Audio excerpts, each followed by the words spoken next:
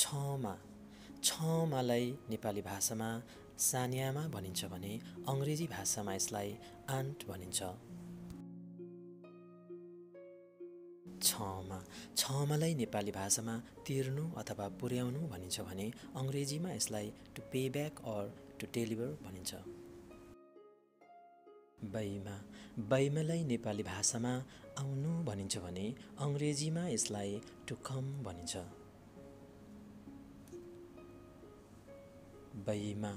बैमालाई नेपाली भाषामा फुल्नु भनिन्छ भने अङ्ग्रेजीमा यसलाई टु ब्लुम भनिन्छ। भलाई नेपाली भाषामा भुँडी र गर्भ भनिन्छ भने अङ्ग्रेजीमा यसलाई स्टोमक एन्ड वम्ब भनिन्छ। भलाई नेपाली भाषामा सुँगुर भनिन्छ भने अङ्ग्रेजीमा यसलाई पिग भनिन्छ। ओमालाई नेपाली भाषामा बास्नु भनिन्छ भने अङ्ग्रेजीमा यसलाई टु क्रो भनिन्छ।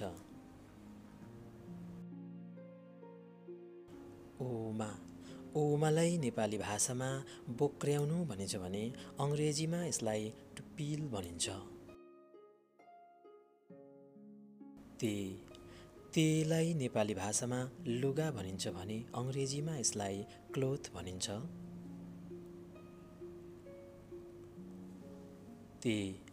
तेलाई नेपाली भाषामा गाउँ भनिन्छ भने अङ्ग्रेजीमा यसलाई भिलेज भनिन्छ।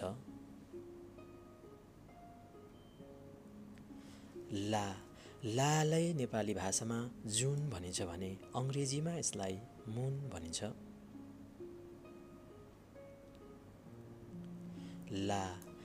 लालाई नेपाली भाषामा जमिन भनिन्छ भने अङ्ग्रेजीमा यसलाई ल्यान्ड भनिन्छ।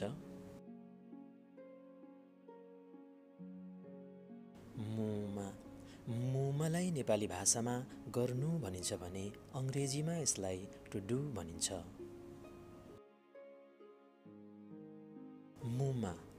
मुमालाई नेपाली भाषामा बोजू भनिन्छ भने अङ्ग्रेजीमा ग्रान्ड मदर भनिन्छ।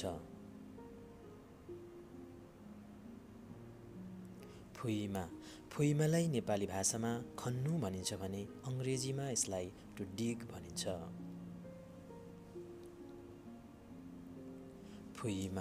फुइमालाई नेपाली भाषामा खोल्नु भनिन्छ भने अङ्ग्रेजीमा यसलाई टु ओपन अथवा टु रिलिज भनिन्छ। तैमालाई नेपाली भाषामा ल्याउनु भनिन्छ भने अङ्ग्रेजीमा यसलाई टु ब्रिङ भनिन्छ।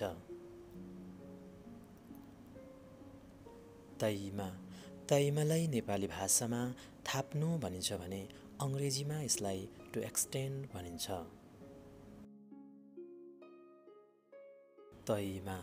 तैमालाई नेपाली भाषामा उफ्रनु भनिन्छ भने अङ्ग्रेजीमा यसलाई टु जम्प भनिन्छ।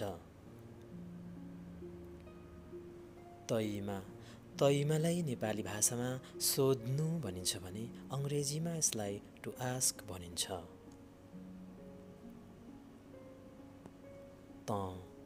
तँलाई नेपाली भाषामा कपाल भनिन्छ भने अङ्ग्रेजीमा यसलाई हेयर भनिन्छ।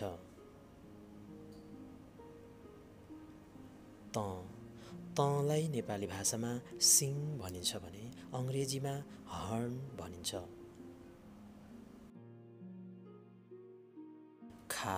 खालाई नेपाली भाषामा शब्द वा कुरा भनिन्छ भने अङ्ग्रेजीमा यसलाई वर्ड अथवा कन्भर्सेसन भनिन्छ।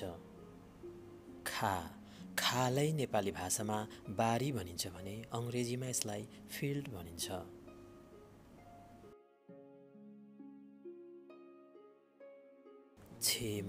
छेमालाई नेपालीमा छान्नु वा चिन्नु भनिन्छ भने अङ्ग्रेजीमा टु चुज वा टु रेकग्नाइज भनिन्छ।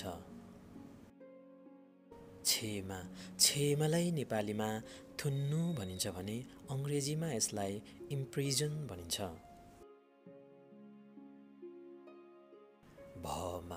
भमलाई नेपालीमा उसिन्नु भनिन्छ भने अङ्ग्रेजी भाषामा यसलाई टु बोइल भनिन्छ।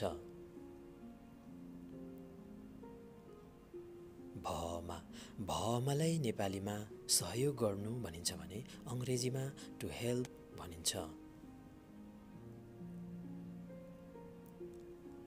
मुइमा मुइमालाई नेपालीमा उपचार गर्नु भनिन्छ भने अङ्ग्रेजीमा यसलाई ट्रिटमेन्ट भनिन्छ। मुइमा मुइमालाई नेपालीमा फुक्नु भनिन्छ भने अङ्ग्रेजीमा यसलाई टु ब्लो भनिन्छ। रिप्तँ रिप्तँलाई नेपालीमा पगरी वा फेटा भनिन्छ भने अङ्ग्रेजीमा यसलाई टर्बान भनिन्छ। रिप्तँ रिप्तँलाई नेपालीमा श्रीपेज भनिन्छ भने अङ्ग्रेजीमा यसलाई क्राउन भनिन्छ। लेमा लेमालाई नेपालीमा रोप्नु भनिन्छ भने अङ्ग्रेजीमा यसलाई टु प्लान्ट भनिन्छ। लेमा लेमालाई नेपालीमा बाँच्नु भनिन्छ भने अङ्ग्रेजीमा यसलाई टु सर्भाइभ भनिन्छ। सावा सावालाई नेपालीमा विश्राम भनिन्छ भने अङ्ग्रेजीमा यसलाई रेस्ट भनिन्छ। सावा सावालाई नेपालीमा 7 भनिन्छ भने अङ्ग्रेजीमा यसलाई 7 भनिन्छ।